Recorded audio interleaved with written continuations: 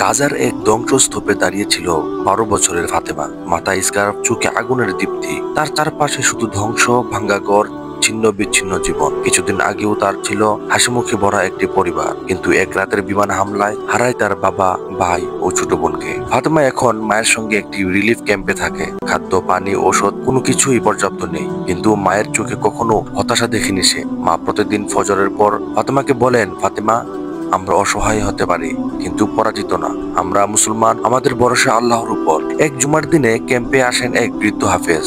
তিনি কোরআনের আয়াত তিলাওয়াত করে বলেন, ধৈর্য ধারণ করো, নিঃসন্দেহে আল্লাহ ধৈর্যশীলদের সঙ্গে আছেন। এই আয়াতটি যেন ফাতেমার হৃদয় বাজে। সে মনে মনে প্রতিজ্ঞা করে, একদিন সে হবে আলেমা, কোরআনের আলো ছড়িয়ে দিবে বিশ্বময়। যাদের কাছ থেকে সবকিছু কেড়ে নেওয়া হয়েছে, তাদের আশার বাতি হবে সে। তাকে দেখে আশেপাশের বাচ্চারাও কোরআন শিখতে চায়। ফাতেমা তখন নিজেই ছোট ছোট ক্লাস নেয় রিলিফ ক্যাম্পে। একটা ছেঁড়া কোরআন শরীফ, কয়েকটি খাতা আর কষে বাঁধা মন, এটাই তার যুদ্ধ।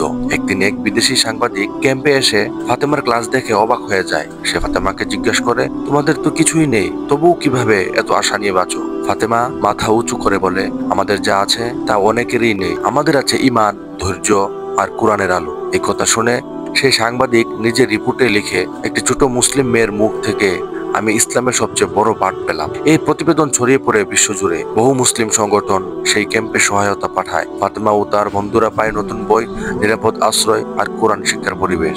বন্ধুরা, ফিলিস্তিনে নির্যাতিত মুসলমানরা শুধু সহ্য করছে না, তারা কোরআন আর ঈমানকে বুকে নিয়ে প্রতিরোধ করছে। আমাদের উচিত তাদের থেকে ধৈর্য, ঈমান ও আত্মত্যাগের শিক্ষা নেওয়া। আমাদের প্রতিদিন আরামদায়ক জীবন যখন আমরা সামান্য কষ্টে ভেঙে পড়ি, তখন ফাতেমার মতো শিশুদের জীবন শক্তি আমাদের চোখ খুলে দেয়।